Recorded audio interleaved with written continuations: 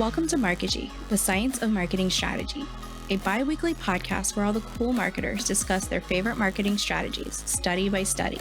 On this show, we feature marketing risk takers who believe long-term wins for the customer equal long-term wins for the business too.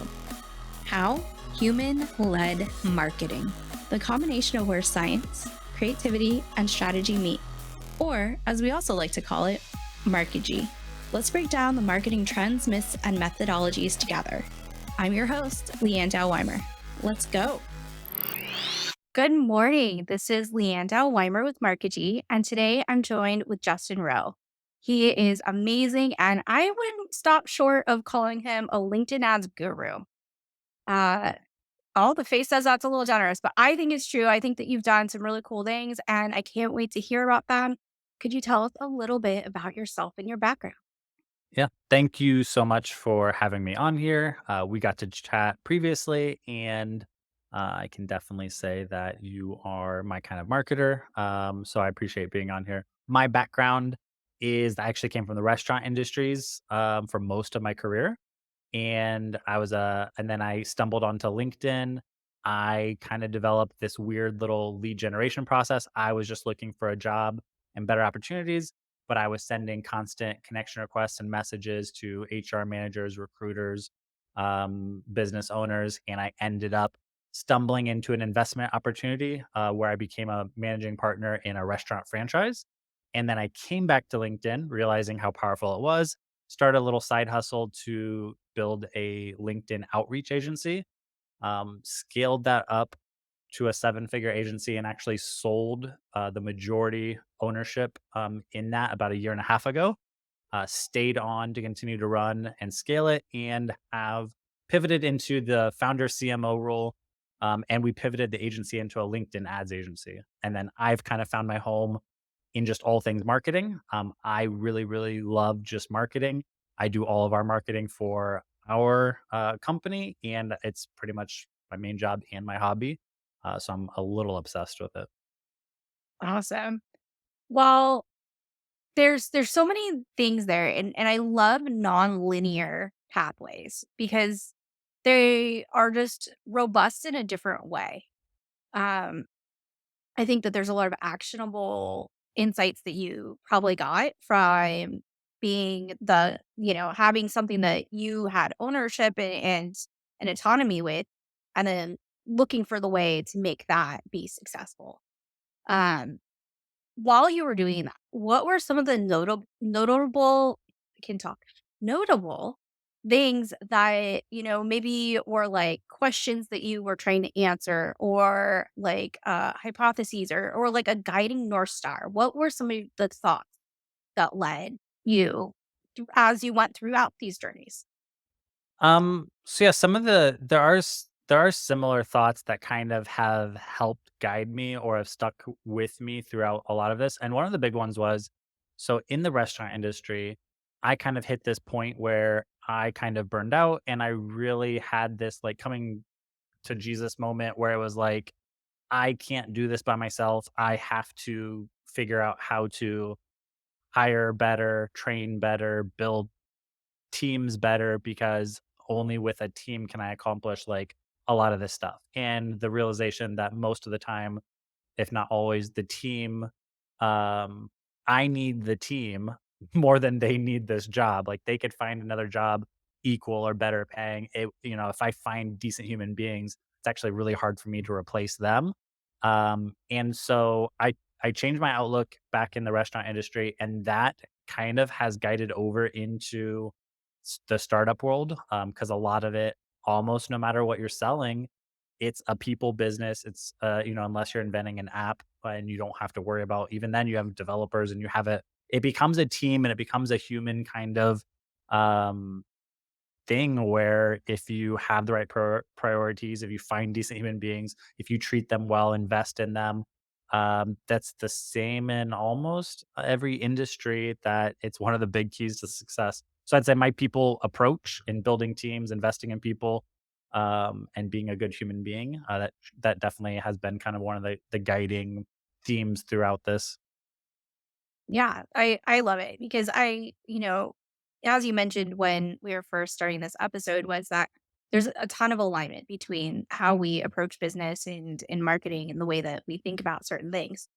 I agree that we need other people on our team more than they need us at times. And I think the fastest way to get someone to be looking for a new job or just quit out of rage or just not try their hardest or be ineffective is to treat them like a number and Yeah. to be like, you're replaceable. That is the like the statement of death is when you treat people like they're replaceable.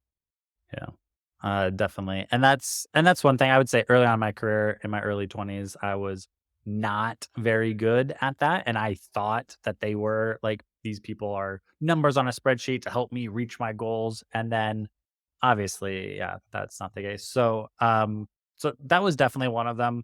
The other just, I guess, thing, kind of hypothesis or kind of guiding principles or thought is just that the realization that almost no one, if anyone, has this figured out. Because that was one of the big things, like pushing into kind of the startup world and figuring stuff out. It's just like the burden's on you. Like this problem exists. There's not a known solution to your knowledge. How do you solve it? You go out and you research, you come up with things like, and there's rules as far as like, and in marketing, this really applies because there's the way people have done things and it becomes like accepted and then it's like handed down as a new marketer. You YouTube this stuff and you Google this stuff and you learn how to do it that way because that's like what's out there and you think you're supposed to. But then eventually the more you get into either a startup or marketing, you realize like there's not really any rules. There's best practices or there's like most used tactics. But then if you learn all the tools in the tool belt, like you can recreate them or you can rearrange them, you can try things, and you don't need permission for that a lot of times. And so just the fact that there's way less structure and rules, and most of the founders that I've talked to have no idea what they're doing. They're smart in like one area of life and they're making the most of it. They were opportunistic and they have a level of, yeah, they have a level of right place, right time. They're going to take advantage of it. But in most other areas of life, like they have no idea what they're doing. They're making mistakes. They're just making them more confidently and they're okay with failing and they have thick skin. But the fact that no one else really knows what they're doing, it's a comforting thought to me. Yeah. There's a fairy tale of how business should be done that we, maybe are told or indoctrinated or learn in college or just, think that's out there. And what the truth is that I've uncovered, at least in my career, is that there's a lot of ways and there's a lot of guesses and there's a lot of experiments and that you have to get comfortable letting go of this idealized perfect thing that may or may not exist and get more comfortable with saying, okay, this is where I'm trying to get to. And this is the question marks in, the sock no meme. And, um, how am I gonna get from A to Z? And then you just chip away at it and Yeah. you continually try.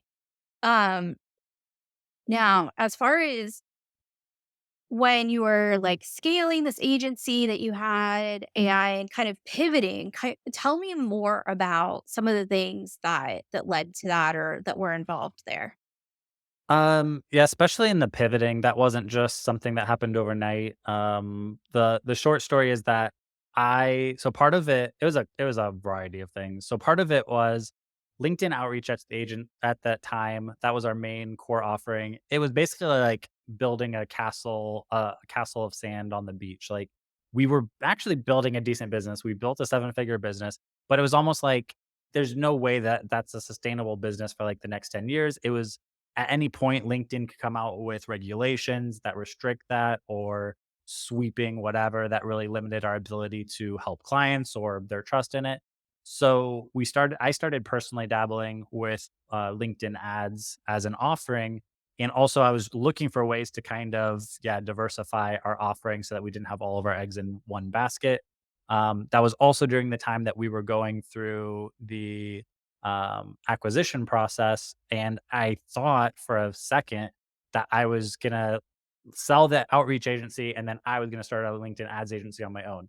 I quickly realized around that time that the outreach agency wasn't going to be worth as much if I didn't attach the LinkedIn ad section to it. I already had 25 clients. Plus, they had just rolled out the biggest regulations they ever did while I was in the due diligence process with the buyer. So it basically like kind of really hurting that business. So that and the big restriction was you used to be able to send out 100 connection requests a day on LinkedIn, do significant outreach, and then they limited it to 100 invites per week. So dramatically reducing kind of the outbound motion you could do on LinkedIn by yourself. So at that point in time, we closed the sale. We pulled up all of the marketing to outreach and made a hard push into the ad side. So it was at that point a pretty hard pivot because I stopped every single marketing dollar, or there was no new cold campaigns advertising our outreach.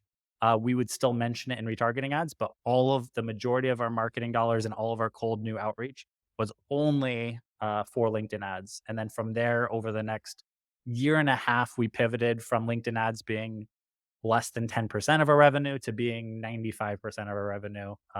And so that was kind of the big swing, and also around that time that we sold and pivoted to an ads agency, we also our name was Lincoln Learn, when I sold, and, um, LinkedIn sent us a cease and desist letter saying that Lincoln Learn was too close to LinkedIn Learning, and we sold similar, stuff. They seized our LinkedIn ad account, and they threatened to sue us if we didn't, change our name.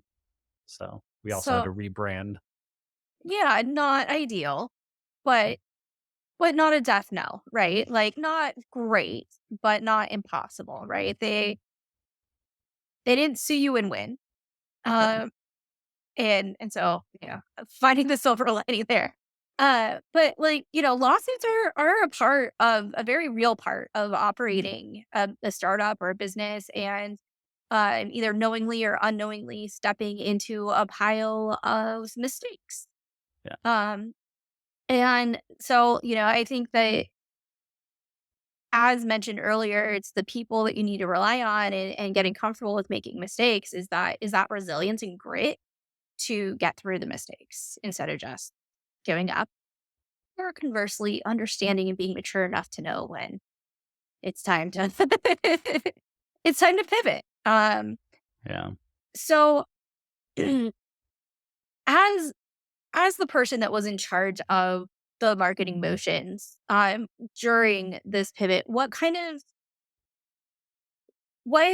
what things kind of like stuck out to you? Like, I want to hear more about like how that went. And I know it's not on necessarily the questions I provided. Yeah. But um just if we were going to distill into a strategy and we were going to call it, my strategy during this pivot rebranding phase was led by, and like this question or assumption or hypothesis.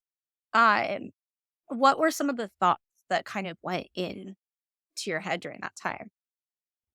Um, so the first thing, I mean, the biggest blow to us was that our LinkedIn ads account was a big revenue driver for us. And it's not just that they took the ads account, it's more the data that it represented. Like there's 10,000 people in our retargeting layer. There's all these warm prospects that were being converted on a regular basis, and we basically lose. It's almost like if your sales team lost their CRM overnight, like someone just took it. Like, and so they had all these deals in the pipeline. Like if they keep working at, like they were closing like clockwork.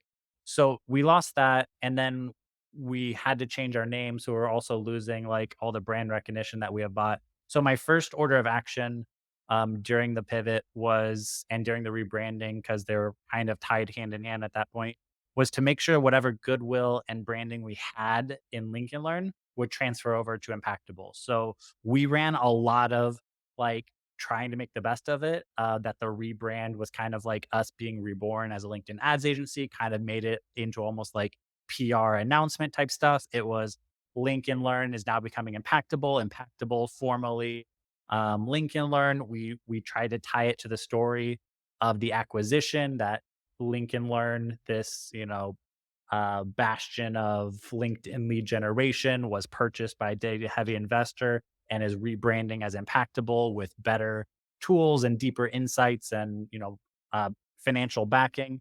So we did try to make the best of we. It was me. I tried to make the best. There was no marketing department. I tried to make the best of the situation I had, and I thought we had good stuff going for us. Like I think the story makes sense. Like, it wasn't because we got bought that we had to change our name.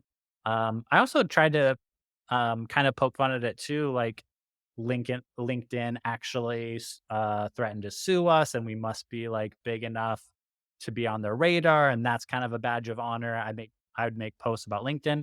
Um, so from a marketing perspective, I tried to tie it to a story. I tried to weave into a narrative that painted us in the best light while being honest. I did try to own the fact that they were threatening to sue us and made the best as I could there. Um, and then what I did, I also doubled down on my LinkedIn organic presence. So for a while and going into the acquisition, I went through a phase where I was starting to separate myself from the brand because I didn't necessarily know if I was going to stay on after the sale. After the sale, and it was clear that I was gonna stay on, I kind of reattached myself and doubled down. So I really started pushing hard on my LinkedIn organic. I fired up a YouTube channel, tried to get that going off the ground. So because we lost our main paid ad channel and that would take some time to get up and running, I doubled down on social media and some more other short-term efforts. In the meantime, we increased our Google ad spend, dropped down our LinkedIn ad spend, doubled down on organic, and tried some cold marketing pushes for email just to try to get because we lost a lot of our long term pipeline. So we're trying to get that going and also get us some burst in the meantime. I think the other thing we did really well is we went through a phase where we're trying to be as efficient as possible on the marketing. And so what I did is I dropped our Google ads down to the core terms for brand and competitor in our searches. I tried to get as efficient as possible with the LinkedIn, and we also went really wide with the retargeting. So I feel like it's almost like a ship and a sail, like, the winds changed, and we got everyone on board to kind of, like, change us in the other direction and catch whatever wind there is. We also increased the marketing spend as far as a percentage of our, as a percentage of our revenue. And one thing I did very intentionally to try to speed up that process is we had some additional funds from after the purchase. So he moved some money into the account for the sole purpose of like helping accelerate some of these changes. And I poured an extra amount of that into marketing and trying to steer us into the LinkedIn ad side as fast as possible. And for about a year, it was almost like every outreach account we lost, we were gaining in ads. So there's probably a year after the sale where we didn't actually make progress as a company. We were going through that pivot and we were gaining what we were losing, and then it wasn't until like a year later that we were back onto the growth path. So I think that was a really hard thing to deal with as well because you could spend a whole year literally not necessarily making any progress from a revenue standpoint, but you're making progress from a pivot that will lead to better dividends down the road. So that was a little tough. One of the things that before you called it out was that you attached a story to the rebrand. And I think that that is one opportunity for so many organizations out there is to attach a meaningful, transparent story. And where this flops is if, say, a billionaire investor just takes over something because they for funsies, Yeah. right? That's going to alienate people. But when you have a relatable problem that you're solving for, that people that are your ICP are going to relate to and are familiar with rebrands because the joke is that every new CMO comes in and they want to let's go website redesign or a Yeah. rebrand. But one of the things is that rebrands can make a huge difference if done right. Like they can dramatically impact the bottom line in a positive way. And that's why people love them. That in if you neglect your brand for too long, it becomes stale and it becomes, that backfill. Um, but I really do love the transparency that you did during it because you were like, hey, this is why, this is the story, like this is it. This is to represent where we're going in our future, but you did something with it instead of just if we build it, they will come. Yeah. Yeah. That doesn't work very well that way. No, but we're here to talk about strategies that do work. Yeah. um, Is true. so, you know, at this point, would you say that it, it worked? It sounds like it did from the outside Yeah. at least. So I definitely would say we had a successful pivot. We pivoted our entire business model and offering into a new direction through a rebrand, a new domain and a new name, and the loss of an ad channel. And we came out on the other side and we are stronger and moving faster now than we were before. So I definitely think that was successful. And probably usually the other big question that I ask myself is, okay, well, did I make any really big mistakes in that, or did I learn something from that? I do think I wish I had owned more of our own like data sets probably previously. I never really thought I'd lose an ad channel, so I never thought of that data as like not being like something that we owned or would ever lose access to. But we were using, some less mature CRMs before, so now I feel like we have HubSpot for our pre-sales, and we have a lot more data now for our current, like, pipeline and clients. So I think that is actually really good because one of the things I did that I'm really happy with is I had all of the info on anyone who's ever booked a call with us and any client we've ever had. So what's even though I lost all my past LinkedIn audiences, I brought the data I did have in the audiences. And at first we were advertising LinkedIn ads, yes, to cold new demographic, but also our warmest audience is people that have heard or worked with LinkedIn Learn. Maybe LinkedIn outreach wasn't a fit, or maybe it was, but ads was something. So being able to kind of like multi-use the data you have, I think is really good. Cause the other thing that we would do a lot of times is we'd get them to our website for one thing and whatever our core flagship offer is, and then we'd use retargeting to show them the other things that we do or the different angles or the different types of offers. And I think that really worked well. But I think um, I do think, like you said, weaving it into a story versus just like, okay, we're going to be an ads agency and we're just going to start marketing ourselves that way. Like kind of making it into a story and tying it into something meaningful. Because the other part around that we did was our why. Like, so I was a scrappy founder who ended up having to learn how to run all my own marketing channels because I couldn't afford to pay experts to manage them. Like usually the management fees are pretty ridiculous, like are high for your normal startup. And I was a thrifty founder who said, okay, fine, I'll just learn how enough to be dangerous, do it myself. I'll pay for like some consultations and audits to check my work, or they'll do the setup and then I'll try to take over and then they'll look over my shoulder. So I did all that. But then when I was doing our pricing, like I always like to have options for like scrappy startups. Like here's an entry level offer to get started, and no one else is gonna have a management fee like under 1,000. But if you just want to get your feet wet and get you started, like we'll get you set up with strategy, basic creatives. So having like an entry level offer for the people that like the offers I wish existed for me, that was a big part of our story too. And I wove that into the marketing.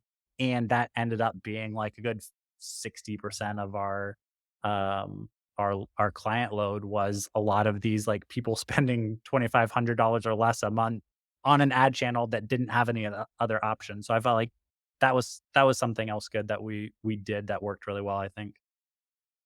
Yeah, I mean, I think that the temptation for startups is to always try to go up market, but what is neglected is down market. And we've seen other organizations or like SaaSes and platforms actually you can have success in both, right? You can have success in either or. There's success to be had when you position to answer a real problem Yeah. and you find ways operationally to make it efficient for yourself at the same time. Shopify, huge into the teeny tiny people and organizations, right? And they're they've grown robustly, and it's not because they ditched the solopreneur or person that wants to sell like leaf cuttings in the parking lot. They didn't ditch those people. They Yeah. kept them, and they also answer, other bigger, you know, organizations at the same time now. Um, or they just kind of kept to where it worked. Um, and so that comes back to that fairy tale, that storytelling that we are, kind of indoctrinated with about how to run businesses. And it's not always to go after the giant corporation, and that's where the deep pockets are, and that's how you're gonna make it. You can make it serving people that have a problem that needs to be solved. Yeah. And That that honestly, that's actually really true. Like the misconception, and even around like just pricing in general. Some people just I think, I mean, so I came from the service industry, restaurant industry, and then into this. So that was the first thing I felt was a real advantage for me. I was selling items like and making margins like our pennies and dimes and nickels off of things. Like I was comfortable with selling things in higher quantities and thinner margins, and we had fixed costs. So coming into this world, I took that mentality also, like, I'm more comfortable with going with the scale play at a lower price and serving those that you don't aren't really as served. And so I also think that was a good advantage for us that we almost treated it as kind of like a service industry mentality with those kind of margins. I think definitely gave us advantage, but it's completely counterintuitive to what everyone's saying. Like you should, I should have been charging 5 times what I charged. But I felt like if I did that, I wouldn't have been able to get the experience I did and then like move up market. But yeah, I don't think I'd ever want to move so far up market that I don't have like an entry level offer to like the scrappy startup. So I feel like if I lost that offer, I'd be losing like why I really got into this, what I'm really passionate about in the first place. It's not just about making as much money as we can. Like I really have a heart for like scrappy startups who don't have like affordable quality options. So yeah, I think that's a part of it too. yeah, I mean, I think that that's valid. Like you have to have a reason why you show up to work. And otherwise you're just kind of a cog in the wheel. And that's okay too. That's as long as you can find meaning in your life, wherever you choose to find meaning, whether it's in work or out of work, you have to be able to find meaning somewhere and somehow. I fall in the bucket of I spend so much time working and I pour my whole heart into it. I really care deeply about the results that I get for others. And so for me, I need to be able to find meaning in that work life that I do, as well as outside of work. That's how I operate. But that's also part of what allows me to care enough to get like really great results in a way that is customer led, that is long term, that is efficient instead of growth at all costs or, Yeah. you know, necessarily putting people in financial situations. Like if a startup there was no lower level, entry level point for them to get these services, what are they going to do? What are their options? They can go into debt. They can get VC money that maybe they're not ready for. They don't understand what they're committing to. They can give up on their dream. Yeah. And none of those feel great at the end of the day.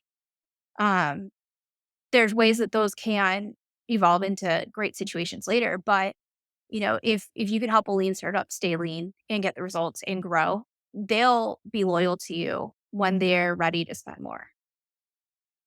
That's true. Building those relationships and yeah. And I completely understand, like, people find value in different things, and there are some people I tell people too, like, I don't think I would have gotten into the startup world if I had a decent paying job where I thought they valued me and I felt like I was paid a fair wage for, what I brought to the table. I got into this out of, I feel like, necessity. I was looking for extra money for a new coming baby, and I felt like I was kind of in a place where I wasn't like really valued like I should be. And so I did it more out of necessity. But if I had a good paying job where I felt like I was valued, I probably would have never started a company. Fair enough. Let me tell you that there's plenty of good paying jobs that treat you where you're valued in marketing. Hmm. Um, I didn't know marketing until I did a startup. So I think after this, or if I stopped this, then yeah, maybe I'd have a shot at a good job. yeah, I chose marketing for these reasons. I was at a place where um I was doing more direct customer care and interaction and sales in different kind of verticals. And I knew that I would be most effective being the support to the salespeople and being able to look at it from the top level of where they needed help or assistance or ways that they could get inbound in Mm, demand happening, make that cold outreach a little less chilly. yeah. Um, Combination when sales and marketing can actually work together. yeah, it comes back to building value for people. When we're talking about like, let's kind of narrow it down. When we're talking about like LinkedIn ads and retargeting and a lot of the strategies that you implement, when those are a great fit for, your entry level pricing is a great fit for people that are just starting out. But when would it be like too soon or not effective, or what are some mistakes you see people make specifically with either pivoting or LinkedIn ads or a combination of both? Um, I do think it's you know, if LinkedIn ads is even a good fit for them and if they're trying it for the right reasons. Because I get this too. Like there'll be people I like to share posts where I'm either sharing our examples from our own LinkedIn ads or some of our clients. And of course it's, cherry picked, like obviously real good results. I'm not gonna make a lot of public posts about our worst performing campaigns ever. So a lot of times people can come with unrealistic views or thinking like LinkedIn's this miracle channel because of targeting. So knowing if it's right for you is probably one of the most important things. And then the mindset at which you approach it. So to me, there's usually like three very, is LinkedIn right for me, or how much should I put in there, or how long will it take? It's usually it depends, but I try to, since that's not that helpful, I try to put it in three basic scenarios. One is my ideal scenario is you have a healthy marketing ecosystem. You have like two or three other paid channels or healthy channels that are sending quality traffic to your website. That could be you have SEO ongoing, your domain authority is decent, you have a nice organic traffic, you have Google ads and maybe one other channel, paid channel sending traffic, and you have a website that's mature and converts that traffic pretty well into booked meetings. Adding LinkedIn into that ecosystem, like if you have that stuff going on, and you have traffic going to your website, a couple of paid channels, and it's converting, then LinkedIn ads should only increase your ROI, because you could just start with retargeting. You could just add LinkedIn ads into the mix as a retargeting audience and say, okay, all this traffic that's hitting your website, let's also qualify it and say, okay, those 90-day visitors who are from these geographic locations, director level and above seniority from these industries that we serve and these company sizes with budget, let's retarget them on LinkedIn and make sure we, kind of shake some extra conversions out of the efforts that our other marketing channels are doing and stay in front of these high fit leads. That would be almost a guaranteed ROI boost in the first like 45 days. Perfect example of who should be using LinkedIn. The middle one is you have maybe one cold paid source. Maybe it's not like super big, or you have a couple of decent sources of traffic to your website, but your website, could use some work. It's not the most efficient at converting that traffic into leads. Or maybe you have some work to do with your product market fit or pricing, like you're trying to figure stuff out. LinkedIn could be a good fit. It's going to be iffy on that, because it's not going to help solve like you finding out who your target demographic is, or it's not going to improve your website conversions, if you're sending quality traffic there and it's not going to do the best. So that could be iffy, and you really have to kind of judge what you have going on there and if LinkedIn is going to help or hurt. And then there's the other situation where you just don't have a mature marketing ecosystem. You don't have any other quality traffic hitting your website, or you do and it's not converting at all. And LinkedIn definitely isn't like that. That should not be your first channel. Probably shouldn't be your second marketing channel. It works best in an ecosystem that's kind of already thriving and converting traffic, um, versus trying to carve it out on its own or work in a silo. Absolutely. And I love that you called out 45 days at the soonest. You know, earlier when you were mentioning it took you a year to pivot. And now that you're reminding us about like the 45 days, of like, a really robust best case scenario is that B2B cycles are pretty lengthy. Yeah. And, having realistic expectations of, 6 to 12 months for a B2B sales cycle to occur and then, coming in part of the way by in a thriving ecosystem with the LinkedIn ads to uh, support and push up the other things that you're doing, I think 45 days is a pretty impressive kind of Yeah. place to start to see the triples of impact. I also really liked that you called out that the times where it really just isn't a good fit, that LinkedIn is not, it's not your number one straight, Yeah. I have no other marketing. I'm going to start something up and I'm going to do 100% LinkedIn with, maybe like a Google form. Yeah. Huh. And I think the other thing to point out too is the mistake that people seem to come, and it's like the people making decisions at a lot of these companies, they're not marketers.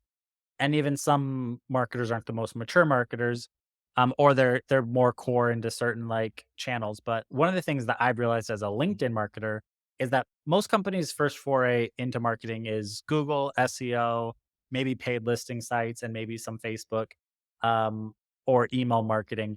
So they've gotten kind of a transactional taste of marketing so far.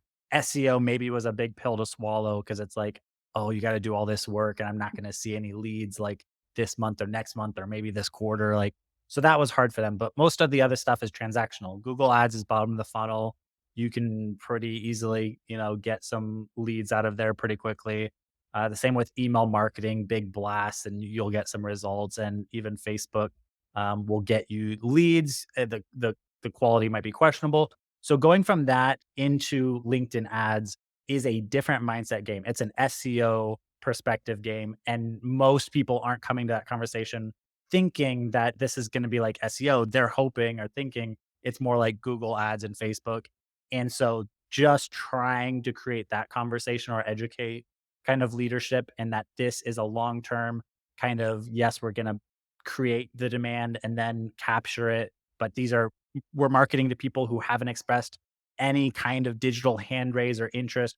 We're assuming that they're likely to have a need and that we're best equipped to serve them, but we got to get on their radar and then we got to nurture them and then we got to build the trust. So getting them to switch perspectives from transactional to more of a long-term SEO kind of play, is also one of the big things that I think people make that mistake of not knowing the differences between the channels. Yeah. Or knowing the difference, but feeling pressured to ignore it. Um, Yeah. because that Yeah. happens too. But I think you're right that there's a lot there that people need to have enough knowledge to be dangerous of when and where and how and why the different channels operate and what that plays into in their overarching strategy. Um, and as we look forward, LinkedIn has gone through a number of changes. They changed the amount of connection requests. They changed they're adding features, they're taking away features, sales navigator, premium, the, content thing, Yeah. content creator. Um, besides, within LinkedIn, what do you think the future is there? And also just overall, like where do you think the marketing future is gonna end up? And where do you think it should end up if that's different? So I do think one of the things that has worked for me and also with the whatever they're calling it, the creator something or influencer something where they're coming out with this thing where you can take a post from a personal profile and you can boost that with ad spend from your company ad account. You can boost company pages right now, but being able to boost a personal post would be a different a different experience. And I do like that direction. I do think that's going to be an important update if and when they really roll that out to everyone, because what you're seeing on the LinkedIn organic side, like LinkedIn is different in a variety of reasons. Most people are gravitate towards LinkedIn ads because the targeting is superior to usually other platforms. But to me, one of the biggest differences with LinkedIn is the mindset in which users approach. They're not looking to, people don't log onto LinkedIn to be entertained for the most part. They're logging in to usually better themselves or their company. They're actually open and willing to be influenced on buying decisions. They're looking for who to recognize as authorities in different spaces.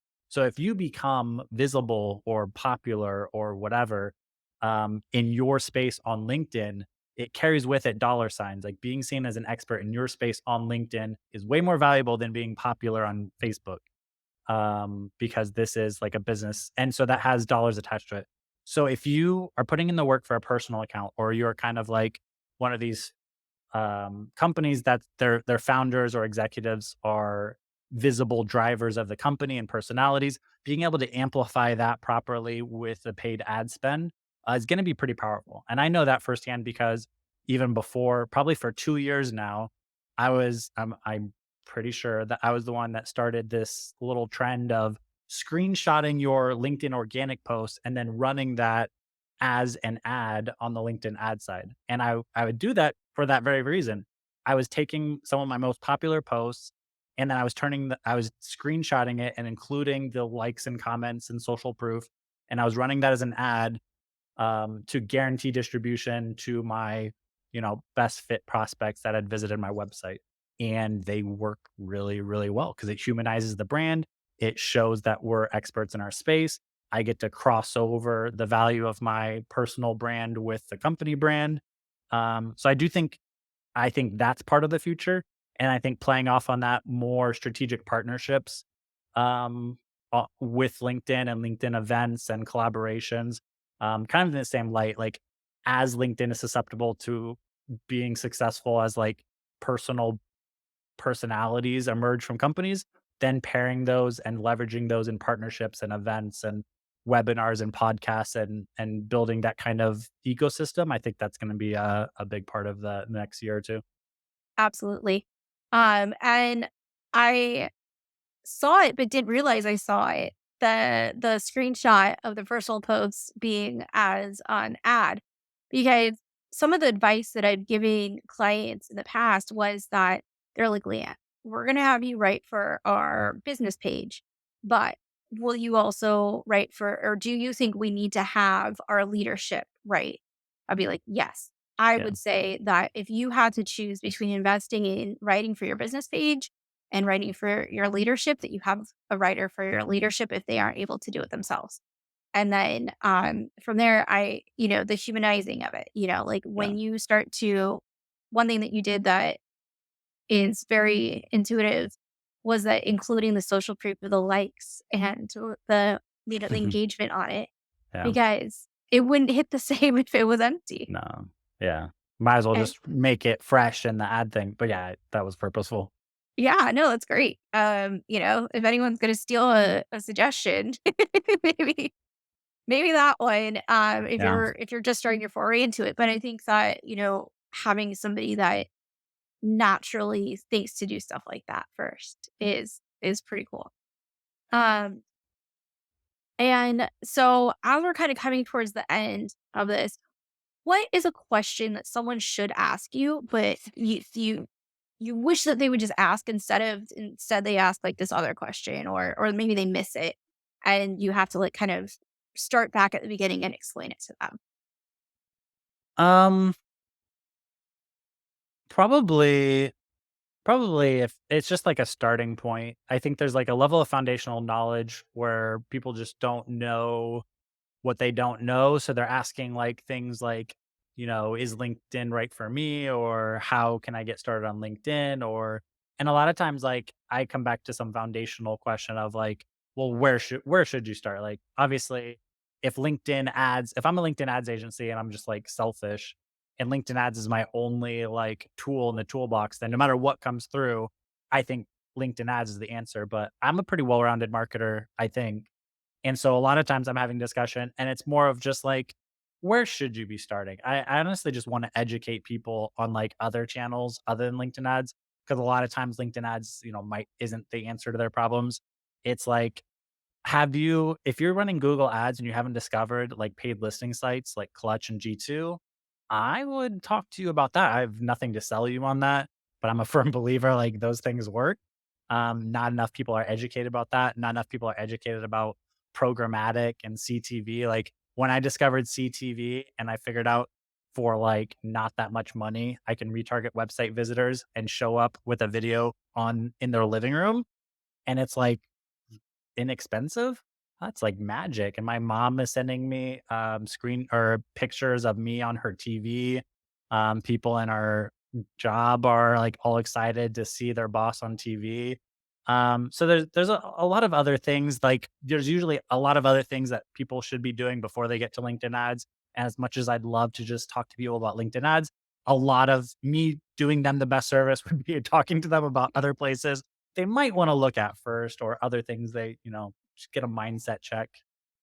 Yeah, and CTV is a place that a lot of people miss because it's not necessarily, it's not on their desktop all the Yeah. time. It's a cool touch. That's a whole other episode of when Yeah. CTV is it's a good Yeah. fit, but there are times when it is.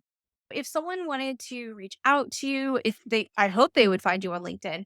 But could you just spell your name once again for us and Yeah. give people a couple ways to get in touch if they want to learn more? My name is Justin Rowe, JustinRowe. And impactable.com is my main website. It's a LinkedIn ads agency. You can find me on LinkedIn. Usually, if you search for Justin Rowe, I am the top result.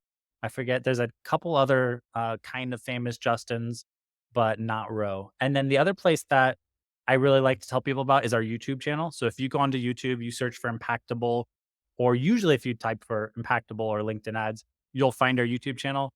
I think we have like 230 plus videos outside of LinkedIn itself. We have the largest collection of educational LinkedIn ads videos on YouTube. So it's a really good resource. You can get to know us. I also do have video sections on other things, but those are the main ways. Awesome. I appreciate that. Yeah, it's always that E at the end that, I always want to get like the spelling Yeah. clarified for. My name's Leanne, and I can be found at Markigy, Markigy, a fun made up word that describes the blend of creativity, science, and marketing. And so thank you so much for listening. Please remember to like, subscribe, review, and have a wonderful day. You've been listening to Markigy, the science of marketing strategy.